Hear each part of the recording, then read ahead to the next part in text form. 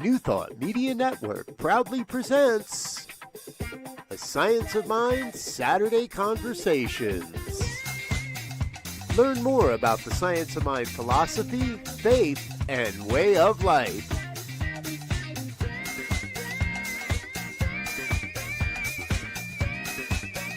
Join our team of experts for a weekly deep dive discussion.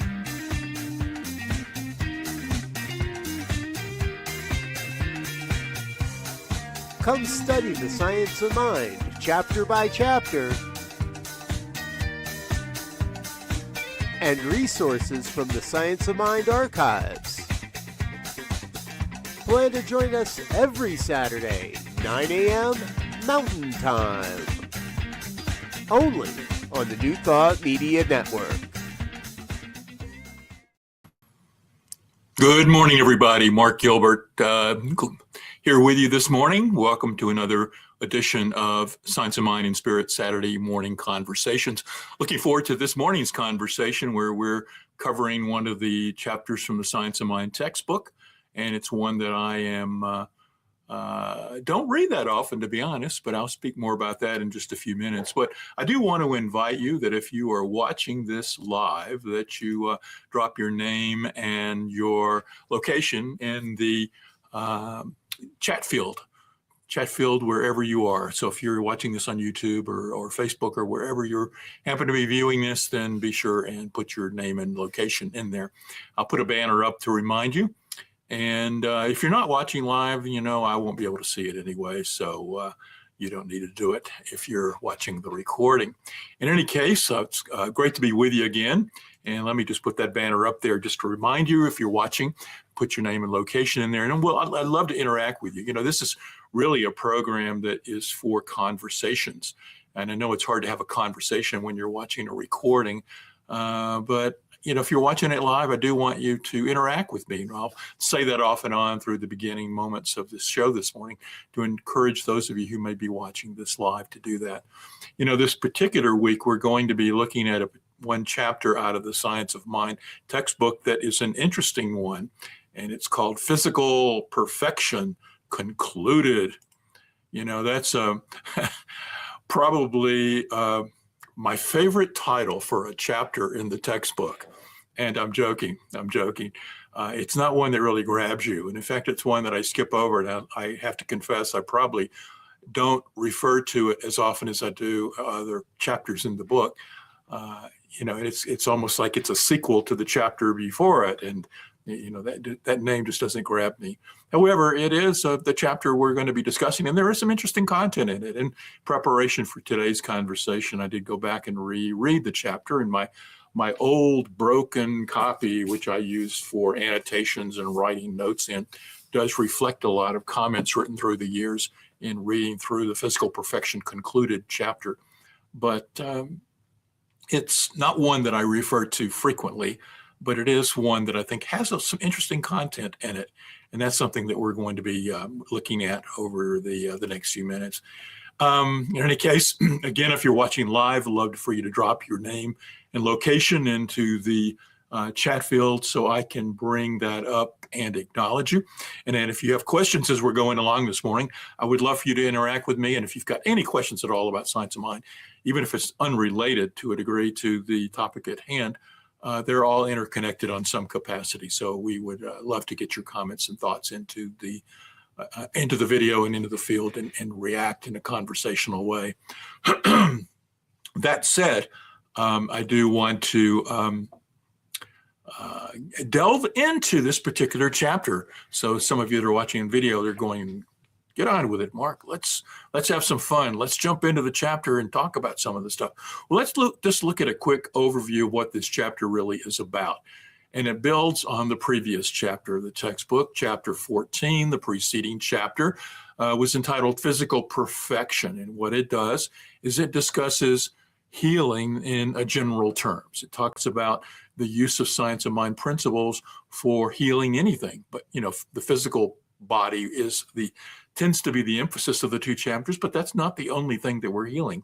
We are healing anything that's going on that's less than what we want. Any manifestation in the physical life, excuse me, any manifestation in our physical form that is less than what our desired state is something that's called forth for an expression of healing. And so chapter 14 discusses that in very general terms and gives you sort of the background and lay down on healing in general. Then chapter 15 picks up on that. It continues on with its discussion of physical perfection and healing, but the vast majority of the pages really deal on specific healing sections. In fact, if we look at, I'm going to jump over that slide for a moment. If we look at the chapter 15 in total, it's got 50 pages. 50 pages of the Science of Mind textbook are devoted to this physical perfection concluded chapter. And most of the pages in this chapter deal with specific suggestions and ideas regarding treating, that is, using affirmative prayer for specific human physical and mental conditions. So that's what the chapter is getting at. It's taking a look at, you got a cold, here's what may be going on and how you can treat for that. And so as you go through the vast majority of the 50 pages that are in this particular chapter, you're going to get section after section dealing with all kinds of physical or mental situations that it's giving you tips and ideas on how to address the mental cause of that particular issue. Now, there's a couple of them that I consider sort of exceptions to that focus on physical and mental conditions. And towards the end of chapter 15, there's a section on pages 262 to 265 that talk about supply, healing issues dealing with supply. And supply really deals with abundance in physical forms. It's dealing with the manifestation of things in our life. So it's not really our physical body, but it's the physical life around us and things that we have a mental attachment to, a desire to see things in our life that are different than what they are, but not necessarily the healing of the physical form. But most of the chapter does focus on physical healing. So, having said all of that, I do want to go back and look at one key quote from the preceding chapter on physical perfection, which I think is an important and very ground-setting point to make regarding treatment. Let me just read this. So one of my favorite quotes from the textbook, and it's from chapter 14, the preceding chapter.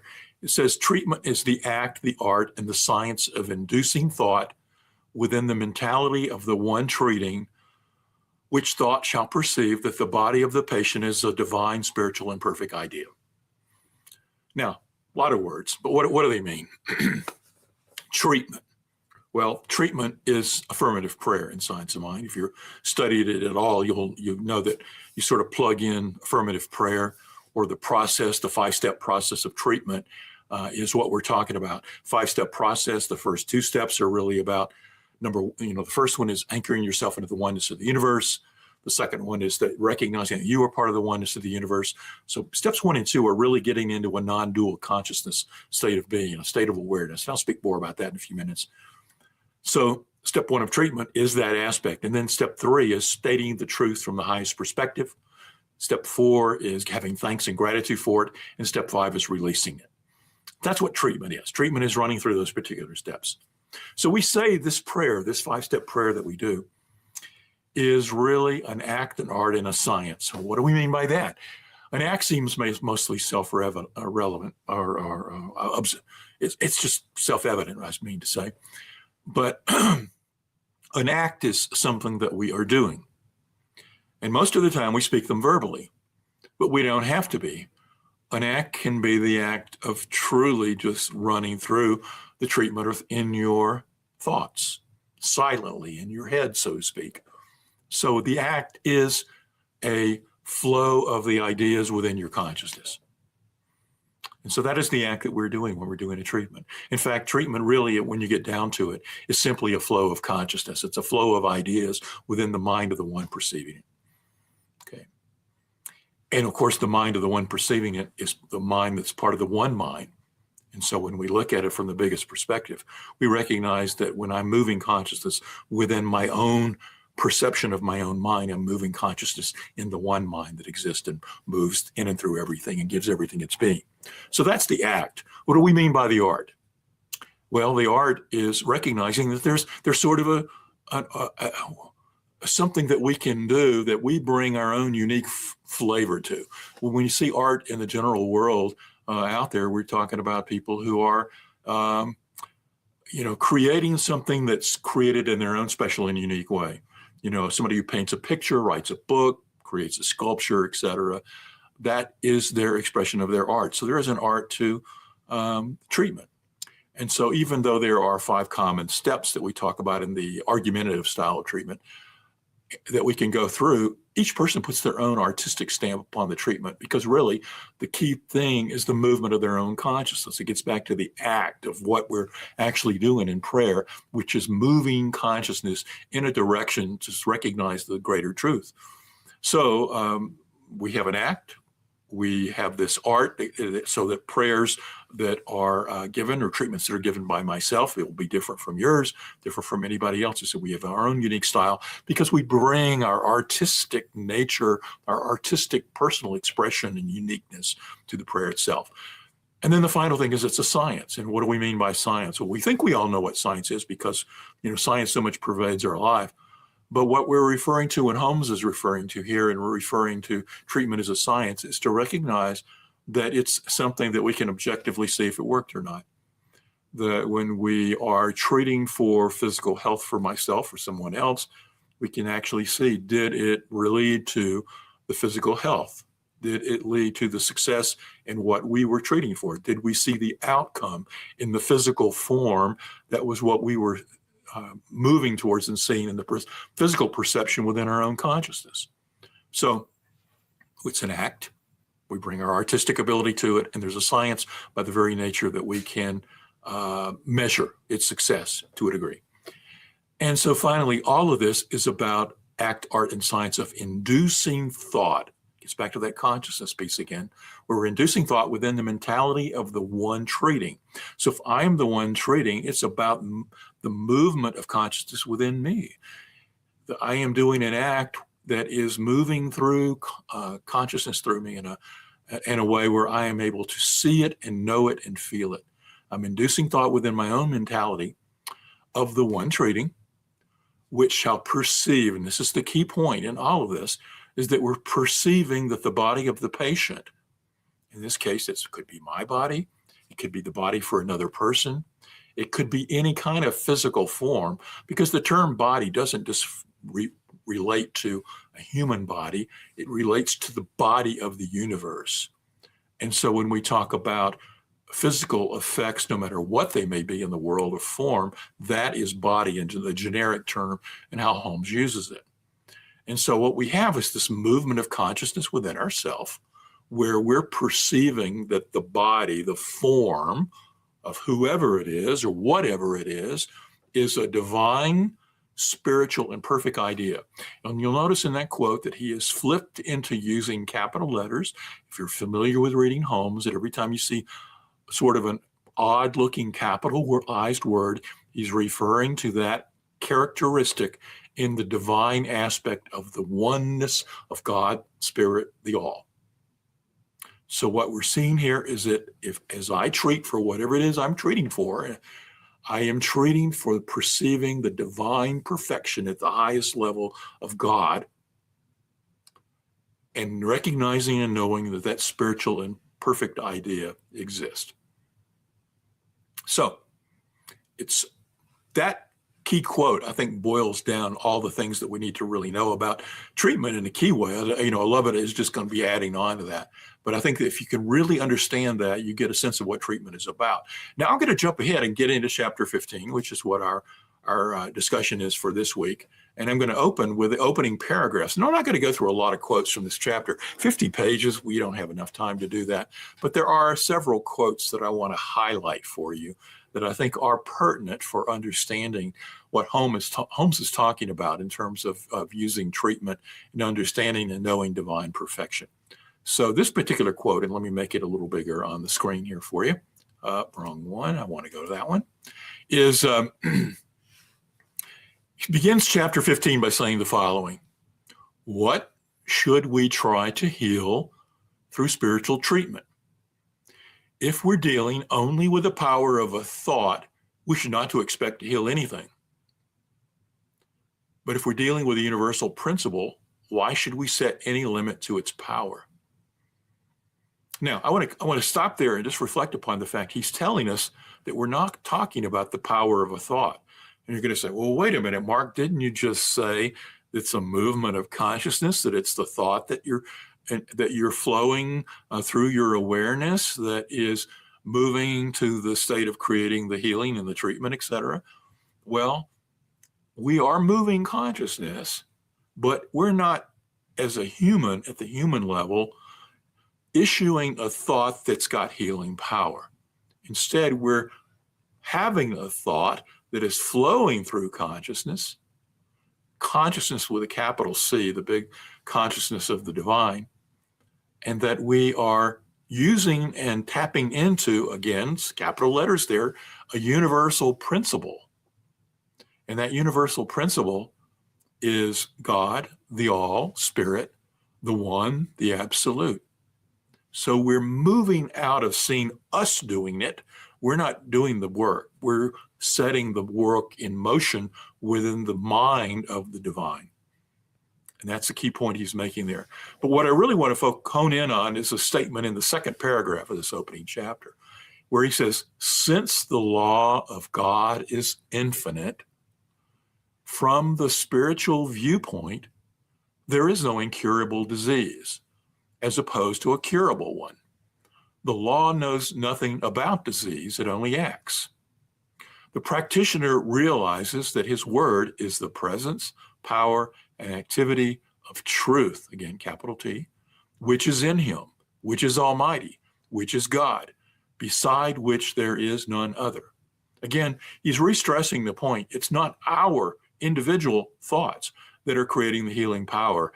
It's the shift of our consciousness into a spiritual viewpoint that sees and knows that there is no disease, and is recognizing that the word and consciousness movement that we are inducing through our own thoughts is tapping into a power that it transcends our individual nature as a unique human being.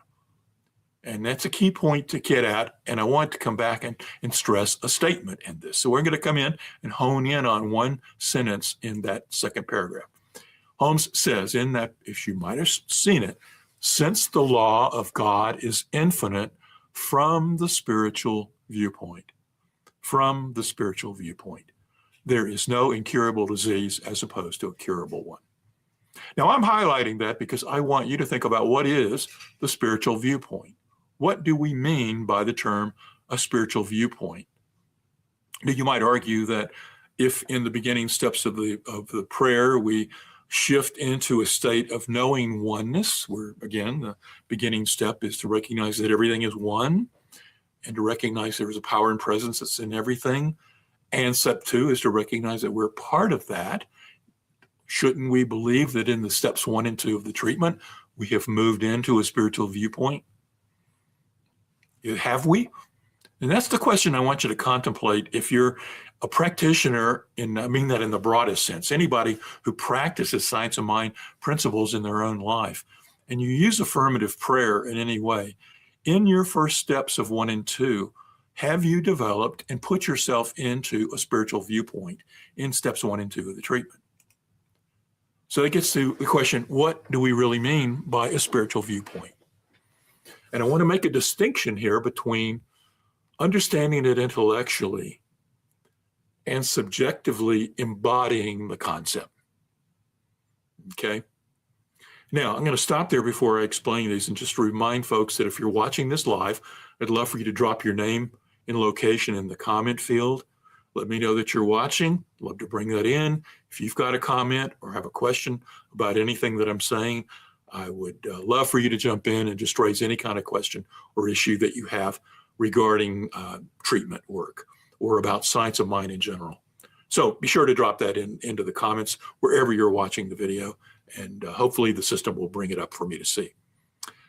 In any case, back to the question at hand. And the key thing that I'm sort of really hammering in this morning is, what is a spiritual viewpoint? And I want you to move from a state of understanding that intellectually into a state of subjectively embodying it.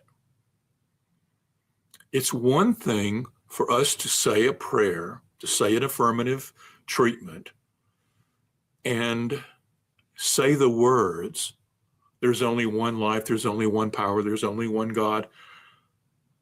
I know that there is a oneness in the universe that embodies and moves through everything, that this entire universe is an expression of the one divine aspect of life. We can go through all kinds of words in our treatment, and we can actually understand what we're saying from an intellectual standpoint. But have we taken that and really melded it into and taken it into a perspective where we look at life and look at existence through spiritual eyes, so to speak? Have we shifted to the highest ability to move to a perspective of the divine and seeing life in that way? Now, I'll play a little mental exercise with you for a moment that hopefully will help anchor this into you. You ever watched like a football game and they're doing replays, and they can do a replay and you saw the action live from the one camera angle and you have an idea about what happened during the play, but there's a contest about, it's contested what's going on in the field, and somebody wants to see a replay. And so they're showing replays, and all of a sudden now they're showing it from different angles. Okay. So from the one hand, we had our first viewing of it and we had our own idea about what the perspective was. We saw it from our own individual eyes and direction, and we brought our own, mental thoughts and history to what we were viewing. So Mark saw it from one particular angle, but as they showed other camera angles, we recognized that you could see it from different directions, and other people seeing it from other areas could see it from other ways. And so there are different ways in which one particular item could be seen from different perspectives. So right off the bat, we can recognize that humans looking at it from another human perspective are also seeing it from a different perspective and have a different take on it. They can see something and judge it and call it differently from ourselves. But then, have you ever seen it also in a football game where they have a overhead camera that can do 360 and fly around and see it and stop it and show everything from that particular angle? So now we have a higher perspective. We're able to float above the sense of the world and see things all around the way they are from that particular angle. Okay, that sort of gets at where I want to take you for the next moment. And that's to say, how can we take this and use it to develop a spiritual viewpoint? What I want you to think about is that we all have our individual perspectives when we're viewing anything going on in life. That's our individual, unique, human perspective from us as an expression of the one. But there's other individual unique expressions. So the different camera angles I was talking about, they reflect the different perspectives that other humans have for the same event going on in the world of form. But as we take to the camera that's floating overhead, that can float all around, it can see it from multiple perspectives and play the playback in different ways and sees it from a perspective that none of the one individuals could really get. It gets it at a higher perspective. Okay. Well, what if we can take it beyond that? We could take it to we can step outside of this entire story of the human existence altogether. And that's what really getting a spiritual perspective is. So it's about not understanding it simply from an intellectual perspective, but to move to a state of understanding it from a spiritual perspective. Now, what would that look like? Well, let's go through this, a brief exercise, one that I do off and on, just as a nice reflection on taking ourselves to a spiritual viewpoint.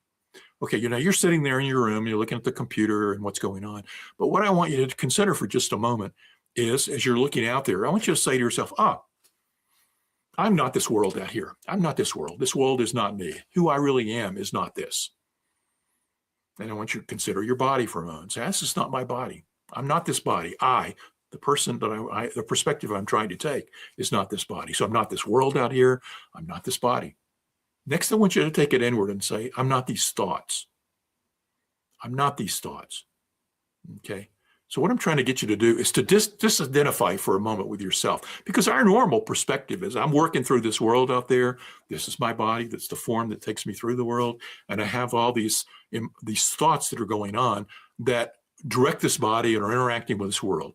So Mark, in his perspective, in his human perspective, sees himself interacting in a physical world with a physical body and has all these thoughts going on. I want you to reflect for just a moment and say, I'm not those. I'm not those. Then the question becomes, who are you? Who are you if you're not that?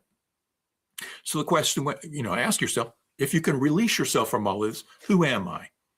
Who am I?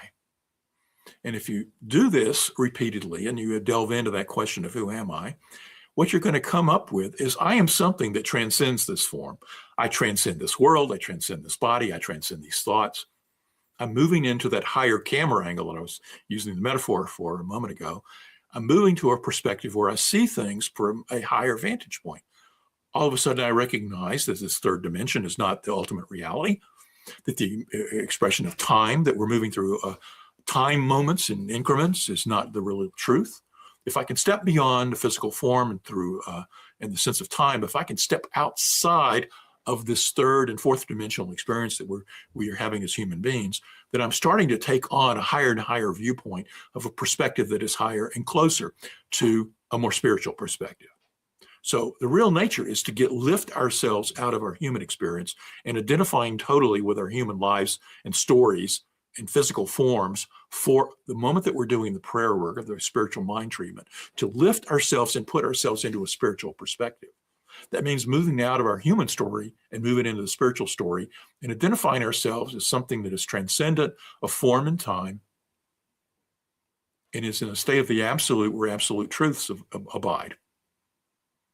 Now, by repeatedly doing something like this, we can develop sort of a less of an intellectual understanding and more about a subjective embodiment. We can feel it in our bones is another way of saying it. We can know at the deepest levels of our soul that we are a spiritual being, that we are part of this oneness, that there is a greater and grander oneness that transcends us. And it's good to know it intellectually. That's a great first step. But truly, truly, truly making the power of affirmative prayer and working towards physical perfection or any kind of healing deals with us stepping outside of human stories and stepping into the perspective of the divine to see the greater and higher truth of the spiritual story of which we're a part. So that moves from understanding it. Steps 1 and 2 of the treatment are it's useful to understand it intellectually, but you have to continuously work on developing a perspective with eyes that look at it differently and see it from a spiritual viewpoint. When we can move into a knowing that we are an aspect of the one and see things from that light, it's easier then to see how things are playing out in a divine perfection. And we can see in that level that there is no illness. There are no things that cannot be healed. And there are things that we can move beyond. Okay. So let's look at this quote from Holmes on page 218. And this will hopefully bring it home. He says, it's easy to believe that God is perfect. We must also believe that the spiritual man is perfect. And since it's difficult to believe that the objective man is perfect, we must confine our statements to a realization of the spiritual perfection of man. In such degree as our realization becomes a subjective embodiment, the objective healing will automatically take place. Now, if you were following what I was talking about, this statement should make sense at this point. First reading of it, it's not an easy statement, but let's unpack it for just a moment. Again, it's easy for us intellectually and emotionally to embody the fact that there is, a oneness, an absolute God, spirit, etc. That's perfect. We can accept that. And we can also accept, as we look around at people and ourselves in this world of form, that there's a spiritual nature within us that's perfect. So we can believe that. But what we find it's difficult to believe is that this objective physical person that's in front of us, including myself, is perfect. We see so much sensory evidence pointing to the fact that it's not perfect. I'm not perfect. This person in front of me is not perfect, either in their thoughts, their actions, their physical form, whatever it is, we intellectually can see they're not perfect.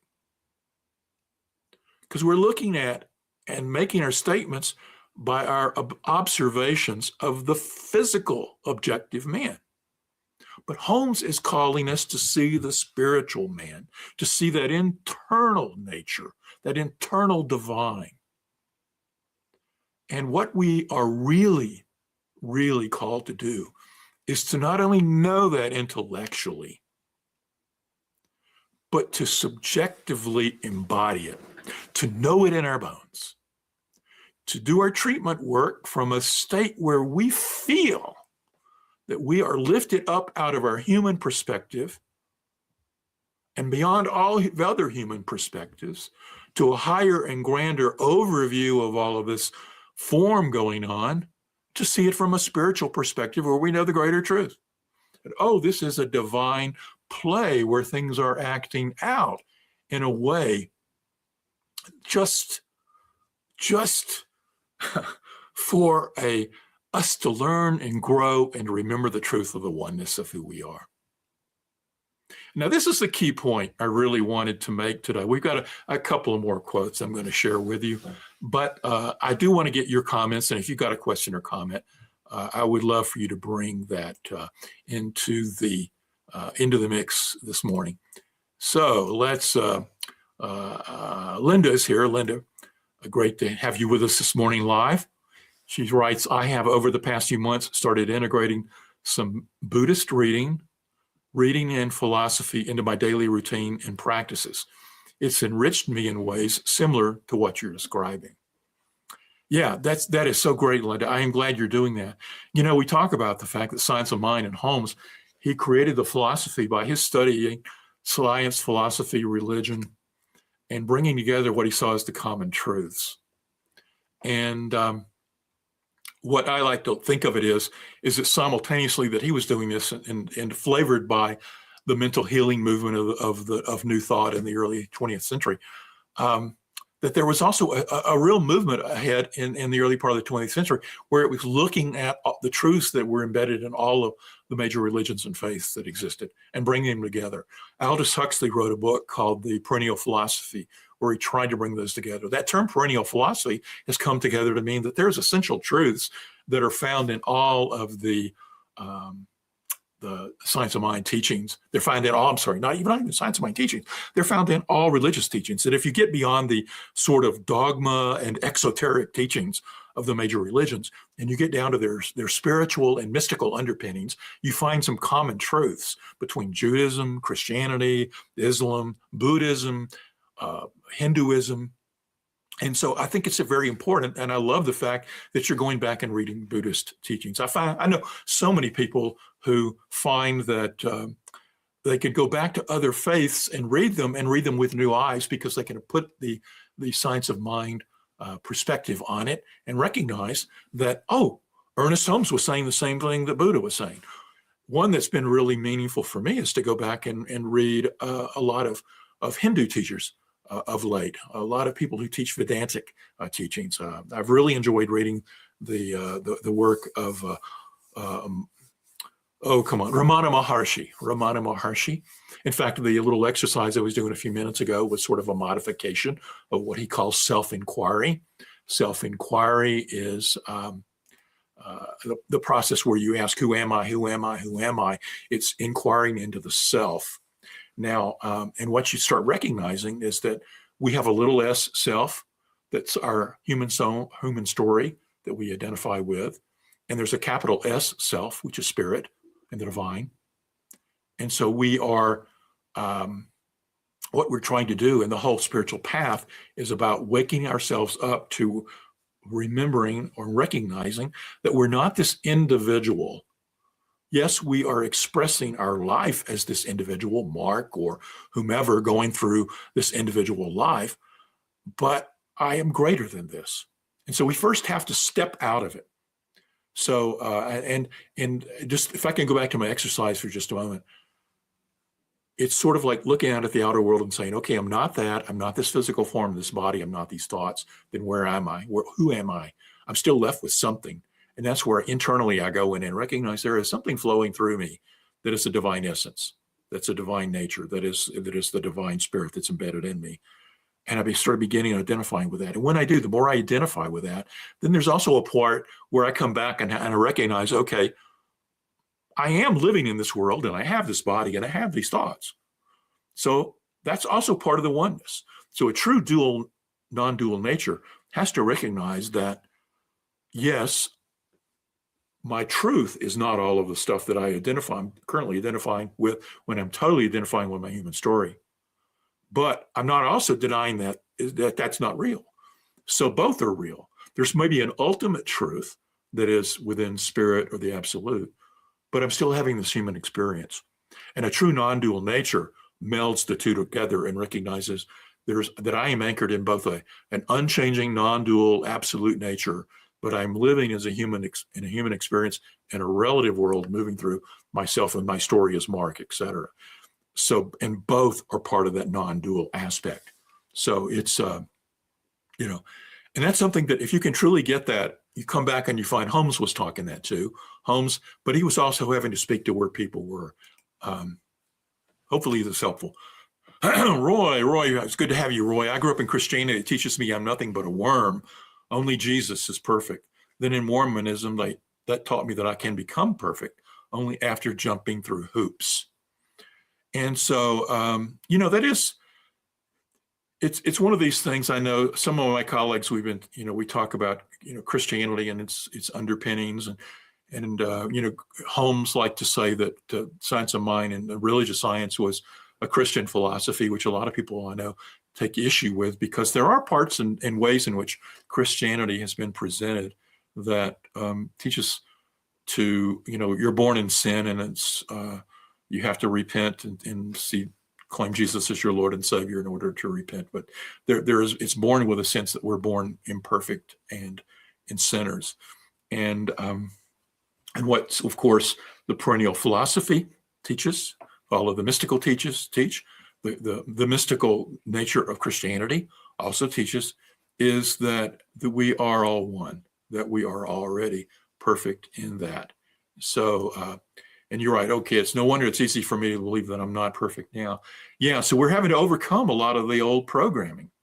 I came up through a traditional Christian faith as well. And what I find that there's a lot of people who have to unlearn some of the things that we were taught in things in the past. And I would say for many people who come to New Thought teachings in the United States, one of the hardest things is to overcome that fact of being ingrained that humans are imperfect beings that are, have, and we see so much evidence of it in the world of things who are people who are making wrong choices, that we have to say, well, humans obviously are imperfect.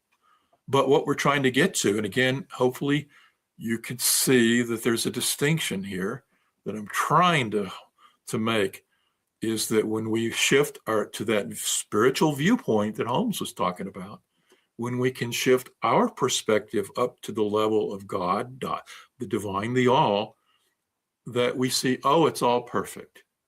Yes, humans in their limited perspective, moving through their human experience, make choices that are not in their best interest. And that's what we call sinning. A true sin in New Thought is to what we call miss the mark, i.e., act and believe in a way that doesn't recognize our oneness and our divinity. And so many people are mesmerized by the teachings in the physical world and don't know and have not seen the oneness, not experienced it, that they believe that humans are imperfect. They believe themselves to be imperfect. And so we have to overcome all that. We have to overcome all of the worldly training that's come through either, Christianity or other religions. There's parts of every religion that teaches that you're not perfect and that you have to do something according to the dogma of that particular faith to attain the perfection. And of course, what Science of Mind teaches is that you're already perfect. It's just the shifting of your own consciousness to see that divine perfection. So great. I appreciate the comments, Linda and Roy, and hopefully we've helped anchor in that particular thing. I do want to stop for a moment and run through a couple of quick points we want to make. First off, for those of you who enjoy my leadership and what I share on these particular Saturday morning conversations, I would encourage you to go to my website, consciousbridge.com, scrolling across the screen now. And from there, you can access my YouTube channel, my blogs, sign up for my newsletter. I've been sending out more newsletters lately. And so I would encourage you to do that. And as part of that, you will see that I'm also been co-producing some videos here on the New Thought Media Network. They're all highlighted on my website and as well as my YouTube channel. But they're also on the New Thought Media channel as well. The Reverend Barb Bew and myself are doing a program called Conversations in Mind. It comes out on the New Thought Media Network. New episodes drop every Tuesday afternoon at 4 o'clock Mountain Time, but all of the episodes are out on YouTube, and you can go and watch those. And what we do is we get into a dialogue about various New Thought topics. So if you've not discovered our program, Conversations in Mind, you can find it by going to the New Thought Media Network, or you can also go to my website and find links that are going to get you there. So I encourage you to do that and check out my other resources. Also, I want to remind you that this program and all the programs that come on the New Thought Media Network are volunteer efforts produced by people such as myself. We do this for the love of bringing these teachings to you. But the New Thought Media Network is a nonprofit, but does have cost. And we hope that you would support that New Thought Network by making a donation to them.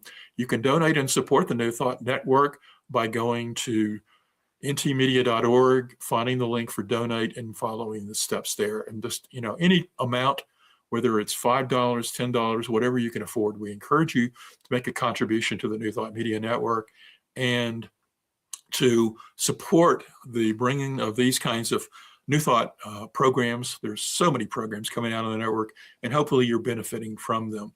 So all of that said, I want to close today with one more quote from the chapter 15 in the textbook. And so let me see if I can multitask again. This particular chapter has this one section that deals with removing the complex. And it begins with this quote: "Suppose someone is constantly saying, everything is all wrong in the world. People are wrong. Things are wrong. Conditions are wrong. All is sickness and unhappiness. Nothing seems worthwhile. You, as a practitioner, must not be disturbed by this complaint. It is your business to remove this complex. For these inner emotions create outer conditions in and through the body and are responsible for a great deal of sickness in the world."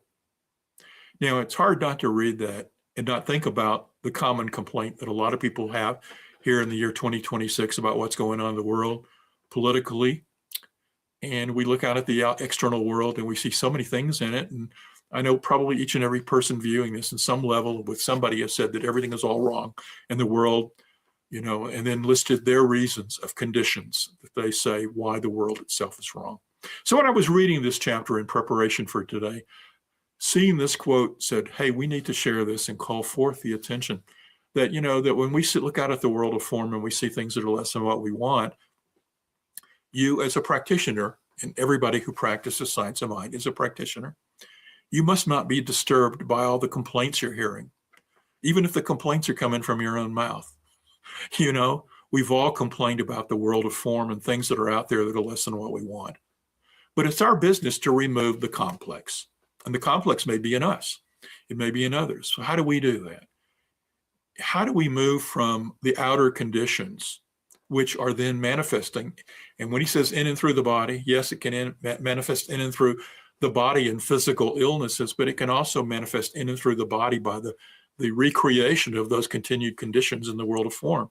Because as I stated earlier, when Holmes uses the word body means the world in general, not simply our physical bodies. But our beliefs are what drive and create the world and the body. So the illnesses in our body are driven by these thoughts. So are you having upsetness and mental anguish over what's going on in the world? Well, one of the things you have to do is to lift and change your spiritual perspective. And that's the key message for today is, can you shift your perspective out of identifying with the world of form? It's real easy to say, oh, I'm Mark Gilbert, and I live here, and I've had this history, and this is my story, and this is what I want for the world, and I'm looking out at the world, and the world seems to not be going in the direction that I want, and blah, blah, blah, blah, blah. And it's easy to just make that my story. We all do that. But when we can shift our spiritual perspective, when we can say, who am I truly, that I'm not simply this world, and this body, physical body, and these thoughts, that I am a spiritual being, that I'm part of the oneness of the world, part of the oneness of the universe, that what spirit the absolute God is, that I embody that as well. When I can shift my perspective upward and higher to recognizing that and living from that truth, I can now sort of like float over the earth and all the things that are going on and look down on it outside of time and outside of form, and recognize that this is a divine play at work, and that it's been created by humans who are moving through and learning experiences. So what can we do? What can we do? Well, the very first thing is to see it from this highest perspective, and then to do science of mind or spiritual mind treatment from that higher perspective, where we see the ultimate truth, where we recognize that the conditions that people are going through in the world are simply something that has been created by the current conditions of the thinking of the planet. And that it is the biggest perspective. If I had looked at my own life, if I take my own life in the microcosm of the life of Mark and look through whenever I've had those dark nights of the soul, those moments when life is not what I want, I know that I move through these things that are less than what I want, and then it's hard to move through them in the moment. Death, divorce, loss of jobs, you name it. Those things that hit us so hard, and then we get beyond them and we look back at them from a different perspective. We can say, oh, that served my growth. It gave me a new perspective. I learned something because of the negativity and the hardships. And I see that it was a gift that it was giving me. So when I look at that in my individual life, that the hardships in my individual life were hard to go through in that moment, but in time I got the perspective that they were gifts giving me the ability to grow to a higher learning and a higher understanding of life. If we can take that same perspective and that same learning and apply it to the collective, that collectively we on this planet are going through a learning experience as well. And years from now, in the experience of time, we can see that all of this is working out for the greatest and highest good, that we are learning something through this. That's not to say that we deny the conditions. It's not to mean that we give up on conditions. We do find what is ours to do in the world of form, to do it. And things that we're unhappy with, that we're called to do, we step up. We set healthy boundaries. We voice our opinions. We take actions. We do all the things that are necessary to manifest and act in the world of form in a way that creates the world that we want. So we not only treat by knowing and seeing the ultimate greater truth, but we move our feet by doing to create that world in the world of form.